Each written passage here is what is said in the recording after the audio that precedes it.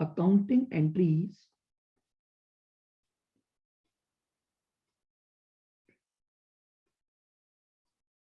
for abnormal loss।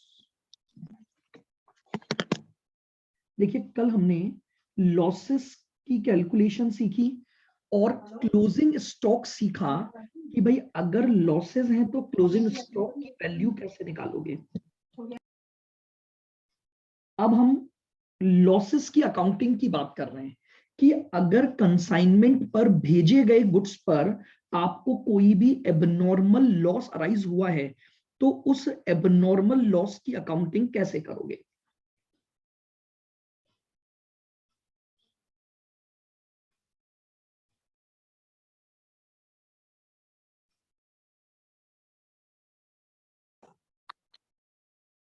Case A. Good afternoon sir. Good afternoon. Good afternoon.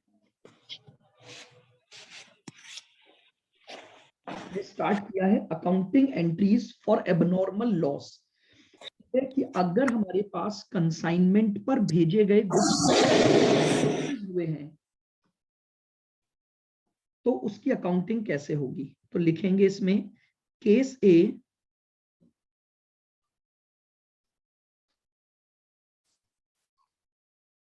in case there is no insurance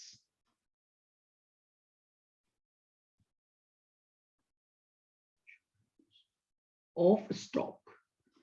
अगर मान लीजिए आपने अपने stock का insurance नहीं करवा रखा है और अब आपका स्टॉक क्या हो गया, लॉस हो गया, तो हम सिंपली जो एंट्री पास करेंगे वो हो जाएगी abnormal loss account debit to consignment account.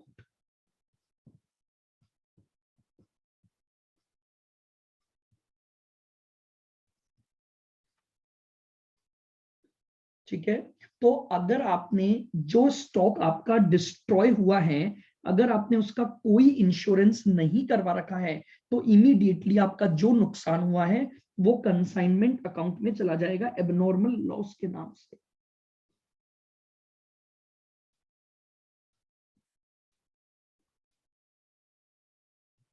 Case B,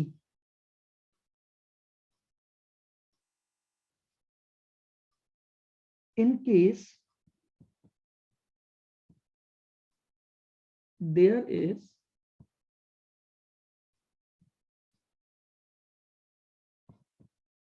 insurance और अगर मान लीजिए हमारा इंश्योरेंस है। अब मेरी बात ध्यान से सुनना, तो एंट्री क्या बनेगी,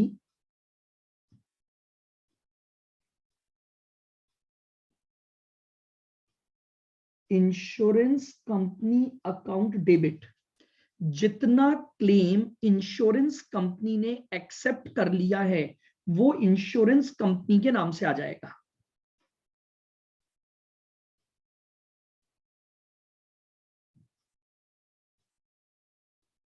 जितना एक्सेप्ट नहीं हुआ वो एबनॉर्मल लॉस या पीएनडल के नाम से आ जाएगा to consignment.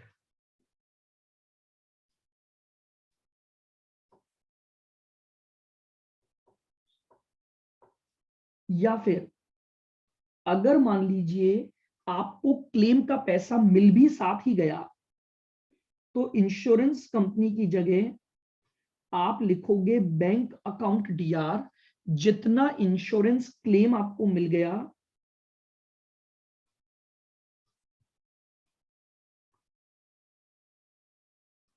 Abnormal loss account debit to consignment.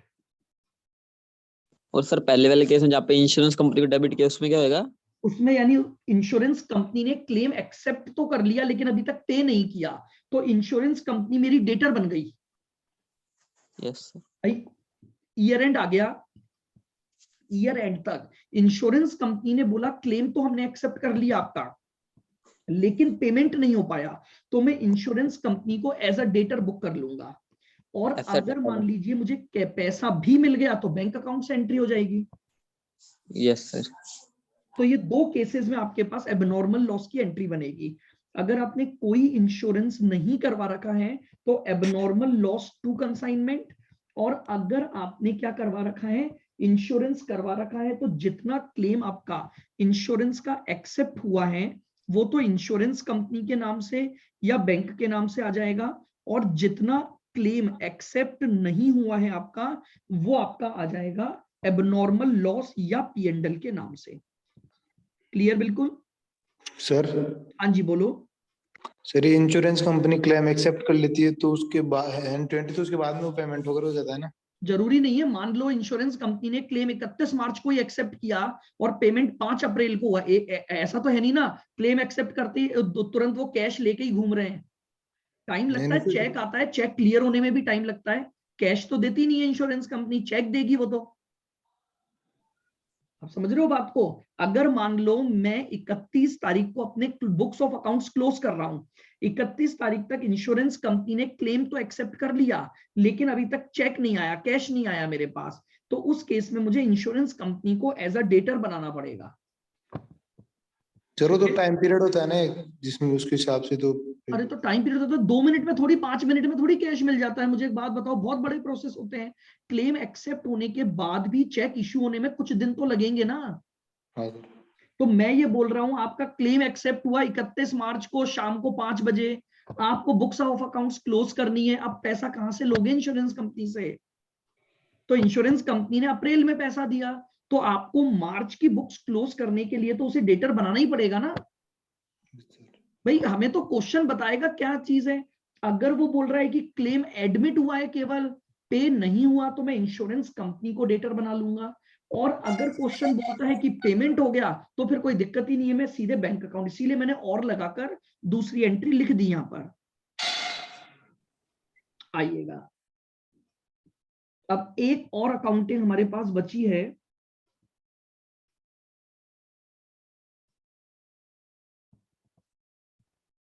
Accounting of del credere commission and bad debts.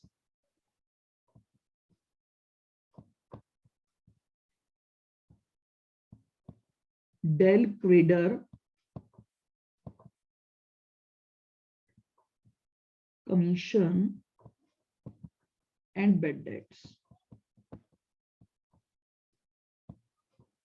मैंने आपको इनिशियल क्लासेस में एक पॉइंट बताया था, कंसाइनर बेड डेट्स की रिस्क से बचने के लिए डेल क्रेडर कमीशन ऑफर करता है। यानी शुरुआत में मैंने आपको क्या बोला, ध्यान से सुनना मेरे एक बार पूरे वापस से प्रोसेस को। कंसाइनर ने माल भेजा कंसाइनी को, सारे माल की रिस्क जो है वो कंसाइनर पर है। अब कंसाइनी ने क्या कर दिया, उस माल को एक तीसरी पार्टी को बेच दिया, और उस तीसरी पार्टी ने पेमेंट करने में डिफॉल्ट कर दिया। तो डिफॉल्ट का नुकसान जो होगा वो कंसाइनी का नहीं होता है। डिफॉल्ट होने पर जो बेड डेट्स का नुकसान हुआ वो किसको हुआ, कंसाइनर को हुआ। तो जब भी कंसाइनर कंसाइनी को माल देता है तो उसके ऊपर एक रिस्क रहती है। रिस्क किस बात की, कि पता नहीं कंसाइनी माल किसको बेचेगा, और जिसको बेचेगा कहीं अगर उसने पैसा नहीं दिया और पैसा डूब गया तो मेरा बेड डेट्स हो जाएगा। इसी बेड डेट्स के रिस्क को कम करने के लिए, खत्म करने के लिए, जो कंसाइनर है वो कंसाइनी को एक कमीशन प्रोवाइड करता है, जिस कमीशन को हम बोलते हैं डेल क्रेडर कमीशन। अगर due to the agreement consignor consignee को डेल क्रेडर कमीशन दे रहा है, तो अब बेड डेट्स की पूरी रिस्क किसकी होगी, कंसाइनी की होगी। कंसाइनर को अब बेड डेट्स की रिस्क उठाने की जरूरत नहीं है। तो मैं इसकी अकाउंटिंग को दो हिस्सों में बांटूंगा। If del credere commission is not given और बेड डेट्स हो जाए तो अकाउंटिंग क्या होगी, और जब डेल क्रेडर कमीशन दिया जा रहा है और बेड डेट्स हो जाए तो अकाउंटिंग क्या होगी। डेल क्रेडिटर कमीशन क्या होता है ये हम ऑलरेडी पढ़ चुके हैं। तो आइएगा, मैं अब सिर्फ आपको इसकी अकाउंटिंग समझानी है मुझे।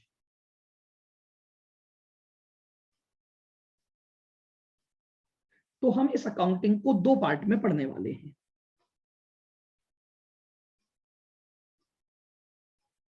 When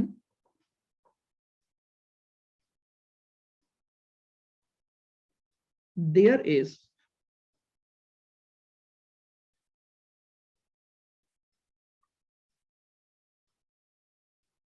no del creditor commission,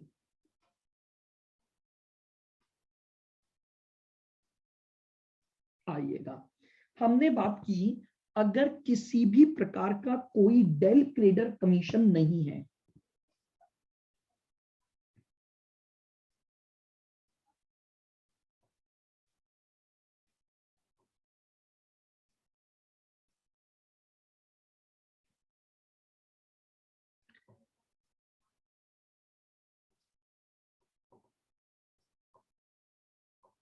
consignors books में अकाउंटिंग क्या होगी, और इस ट्रांजैक्शन की मैं आपको कंसाइनी की बुक्स में भी बता देता हूं। हालांकि अभी कंसाइनी की बुक्स की हमारी एंट्रियां जो हैं वो अभी थोड़ा सा बाकी हैं।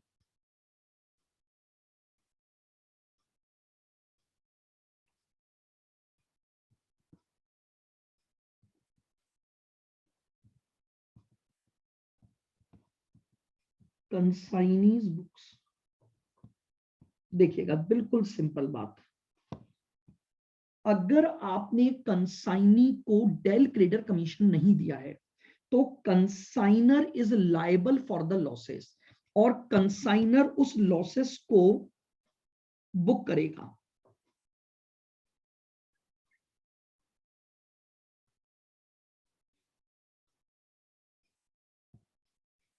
बताइए, सबसे पहले मुझे बताइए कंसाइनर क्या एंट्री डालेगा?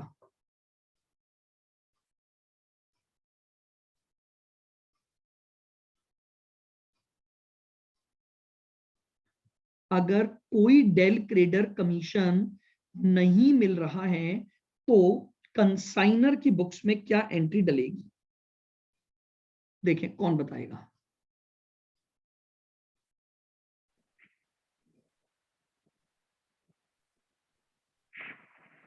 नहीं, कोई भी? सर क्या बोले आप? कंसाइनर मतलब किसी भी प्रकार का कमीशन नहीं दिया जा रहा है, अब बेड डेट्स हो गया, तो अगर बेड डेट्स हो गया तो अब आप इसकी अकाउंटिंग कैसे करोगे? बेड डेट्स का खर्चा किसको बुक करना है? कंसाइनर को, कंसाइनर को, कंसाइनर को, कंसाइनर को। तो कंसाइनर अपने खर्चों को रिकॉर्ड करने के लिए कौन से अकाउंट को काम में लेता है? Consignment account.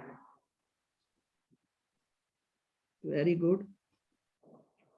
तो वो एंट्री डालेगा consignment account debit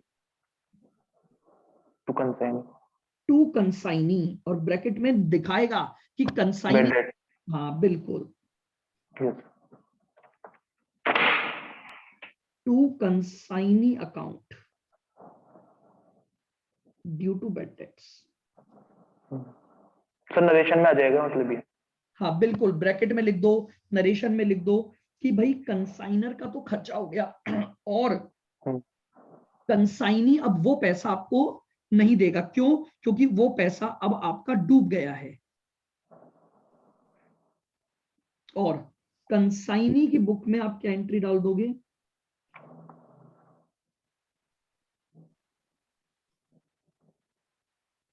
consignor account debit to debtors.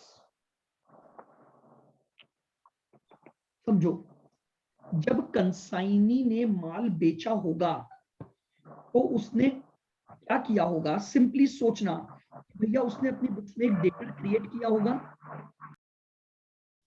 और इमीडिएटली कंसाइनर को अपना क्रेडिटर बना लिया होगा। क्यों? क्योंकि कंसाइनी ने जो भी माल बेचा वो कंसाइनर के बिहाफ पर बेचा है, तो कंसाइनी को वो पैसा सारा का सारा किसको देना पड़ेगा? कंसाइनर को। लेकिन अब वो पैसा डूब गया, डूब गया तो उसे कंसाइनर को पैसा देने की जरूरत नहीं है, नहीं। तो वो एंट्री डाल देगा consignor account debit to debtors. आइए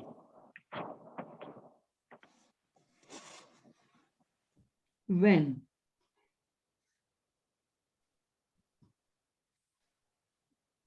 there is del creditor commission,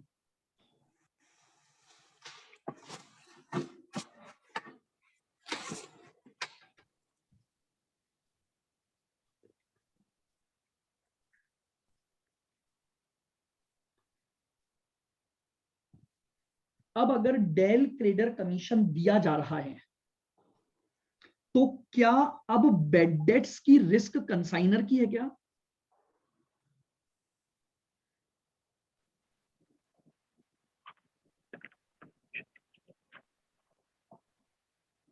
तो कंसाइनी की है। तो कंसाइनर को क्या एंट्री डालनी पड़ेगी? कंसाइनर को बेड डेट्स की कोई एंट्री नहीं, केवल कमीशन देने की एंट्री डलेगी। यानी अगर मैं बात करूं कंसाइनर्स की बुक्स में,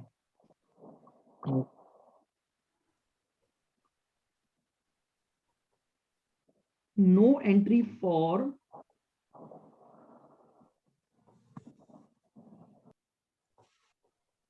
बेड डेट्स, हम बेड डेट्स की कोई एंट्री नहीं डालेंगे,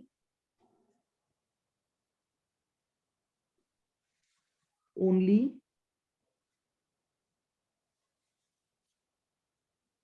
entry for commission.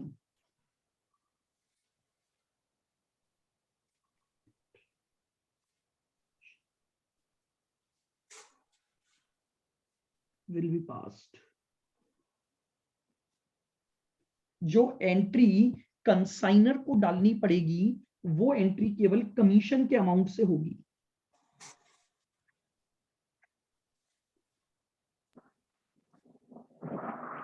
Consignment account debit to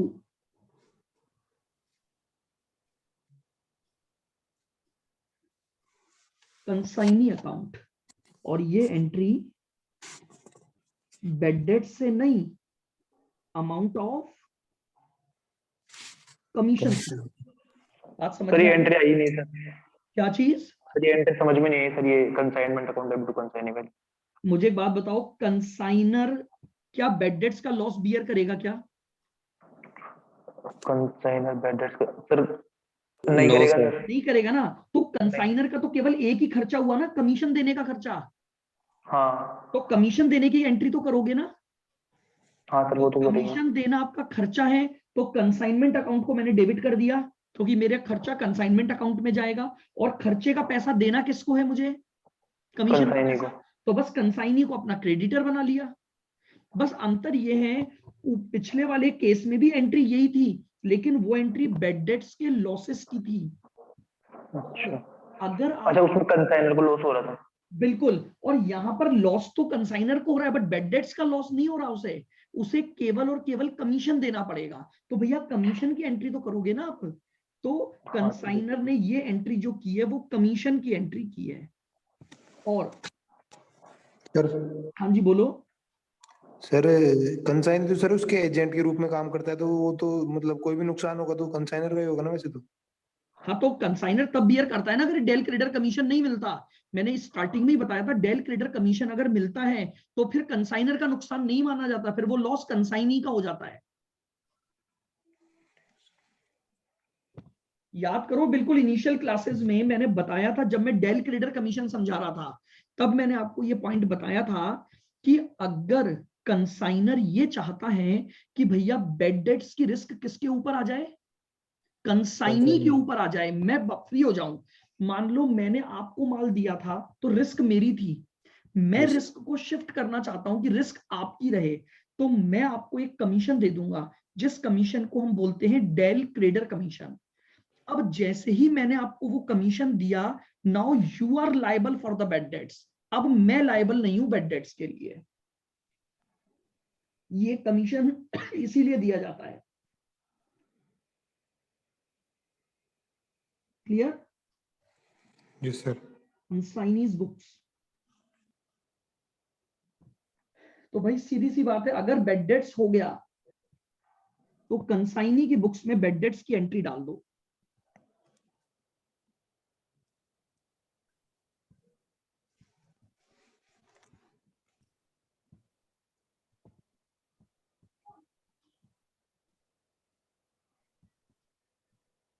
entry for bad dates.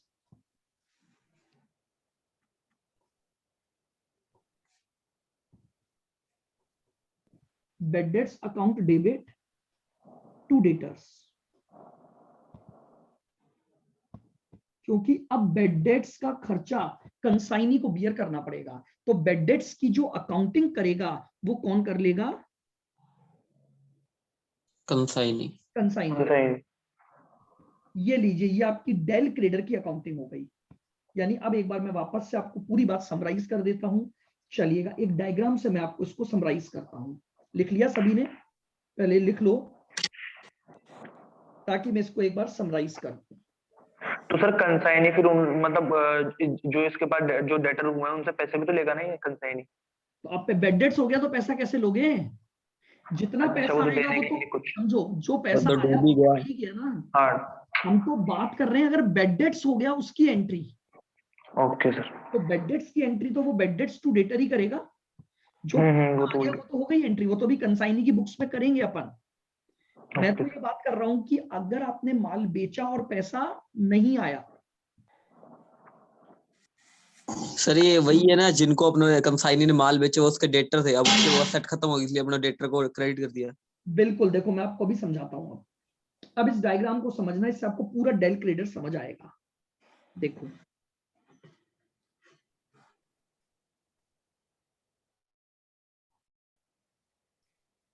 ये है कंसाइनर और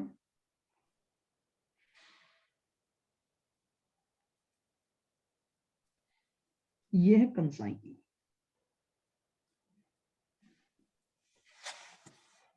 समझना आराम से, बिल्कुल एक एक पॉइंट को। इनिशियली ट्रांजैक्शन क्या हुआ? कंसाइनर ने कंसाइनी को माल भेजा था, गुड्स सेंट। ठीक है, कंसाइनमेंट। हाँ। अब जरा सुनना, तो इस गुड्स का ओनर कौन है? कंसाइनर के कंसाइनी? कंसाइनर। कंसाइनर ओनर है। आइए मैं यहां लिख देता हूं ओनर।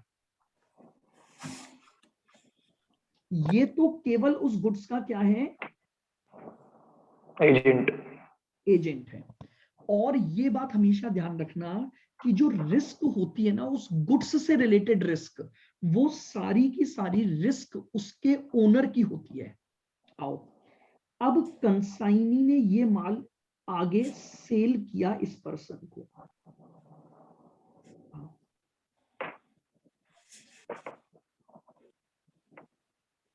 ये है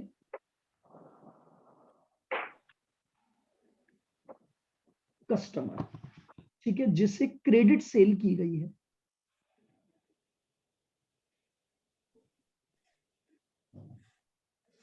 अब मुझे बताओ, जब माल कंसाइनी ने बेचा, सुनना मेरी बात को बहुत ध्यान से, माल बेचा किसने है? कंसाइनर ने या कंसाइनी ने? कंसाइनी ने। कंसाइनी ने बेचा, तो माल बेचने की एंट्री कौन करेगा बताओ? कंसाइनी करेगा, कंसाइनी करेगा सर। है ना? तो कंसाइनी एंट्री डाल देगा कि भैया ध्यान से सुनना, कंसाइनी ने जब माल बेचा तो बेचते समय कंसाइनी एंट्री डालेगा डेटर अकाउंट डेबिट, क्योंकि वो इस कस्टमर को अपना डेटर बना लेगा। और मुझे बताओ, ये जो माल बेचा इसका पैसा कंसाइनी रखेगा या कंसाइनर को दिया जाएगा? कंसाइनर को। तो इमीडिएटली ये कंसाइनर को अपना क्रेडिटर बना लेगा। तो सेल की एंट्री मैं दूसरे कलर के पेन से लिखता हूं, आपको समझ आएगा उससे। अब ये लो, कंसाइनी ने एंट्री डाली debtors account debit to consignor.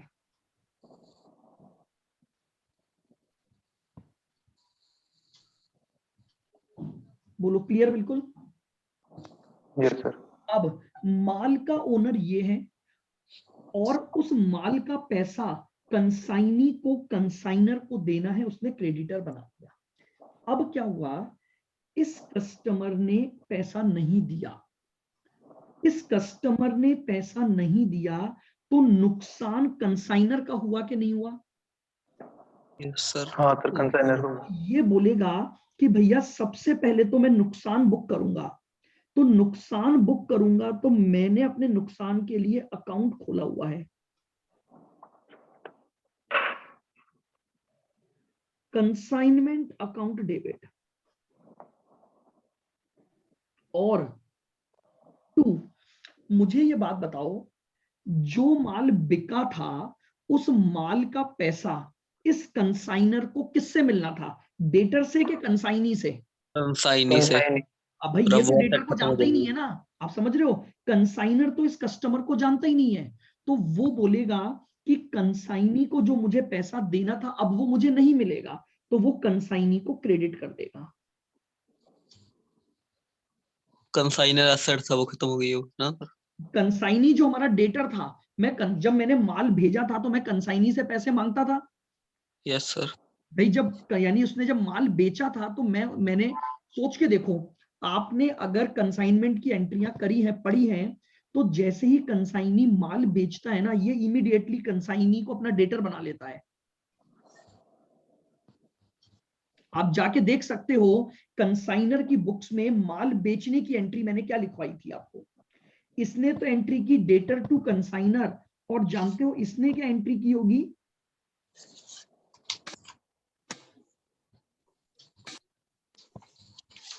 Consignee account debit to consignment. इसने इमीडिएटली अपनी सेल बुक कर दी होगी, लेकिन अब कंसाइनी उसे पैसा तो देगा ही नहीं, क्योंकि पैसा बैड डेट्स हो गया, तो वो इस एंट्री को उल्टा कर देगा कि भैया इतना पैसा मुझे नहीं मिलेगा और मेरा नुकसान बुक हो गया। बात समझ में आ रही है? थोड़ा सा एनालाइज करो, अगर ट्रांजैक्शन को एनालाइज करोगे तो एंट्रियां आप खुद बना पाओगे। मेरी बात फिर सुनना, जब कंसाइनी ने माल बेचा होगा तो कंसाइनर ने बोला कि भैया ला उस माल का पैसा अब तू मुझे देगा, तो मैंने उसी समय कंसाइनी को डेटर बना लिया और मैंने उस इनकम को अपने कंसाइनमेंट अकाउंट में डाल दिया। लेकिन अब उस क्रेडिट सेल का पैसा मुझे मिलेगा ही नहीं, तो मुझे इस एंट्री को कैंसिल करना पड़ेगा, तो मैंने एंट्री डाल दी कंसाइनमेंट टू कंसाइनमेंट। रिवर्स एंट्रियां कर रहा हूं और कुछ नहीं कर रहा। ये भी रिवर्स एंट्री कर देगा बैड डेट्स में। ये क्या बोलेगा, अब मुझे कंसाइनर को पैसा नहीं देना है और डेटर से पैसा मुझे मिलेगा नहीं। समझ रहे हो? तो कंसाइनी ने अपनी बुक्स में सिंपली बैड डेट्स का एक लॉस बियर कर लिया, क्योंकि अब वो उसका पर्सनल ट्रांजैक्शन बन गया। डेटर को कैंसिल करो, बैड डेट्स के को रिकॉर्ड कर लो। बोलिए।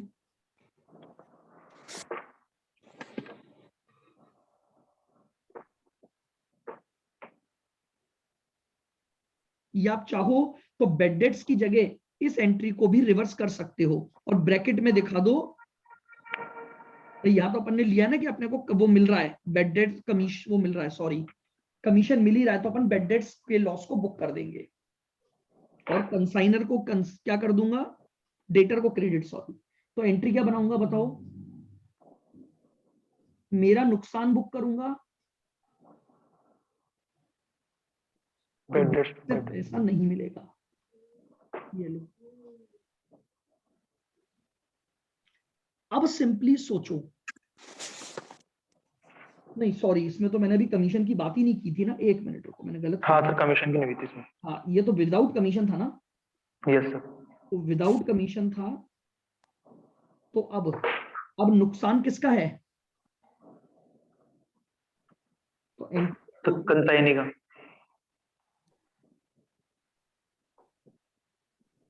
कंसाइनर का इधर अकाउंट डेबिट, हाँ जी, टू डेटर्स, रिवर्स एंट्री हो जाएगी।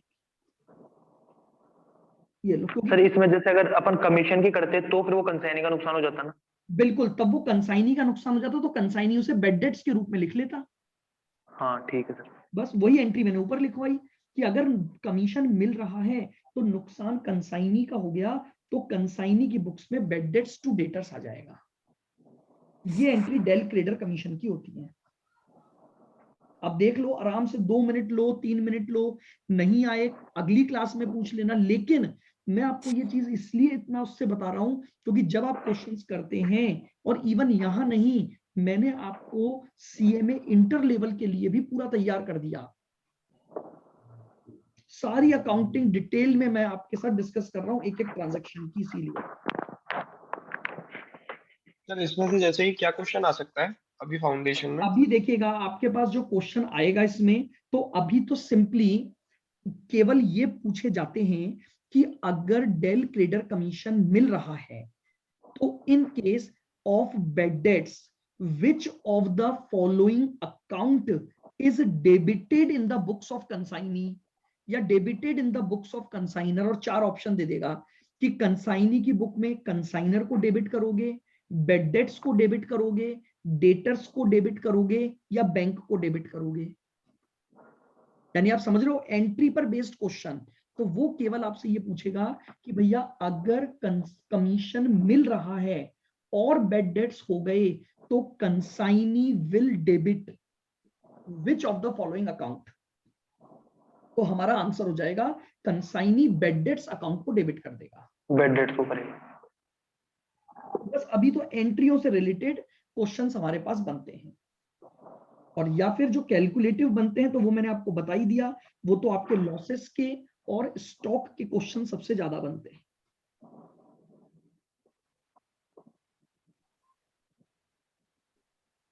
ये लीजिए, तो ये यहां तक की बातें क्लियर है बिल्कुल। अब सुनिएगा मेरी बात को ध्यान से।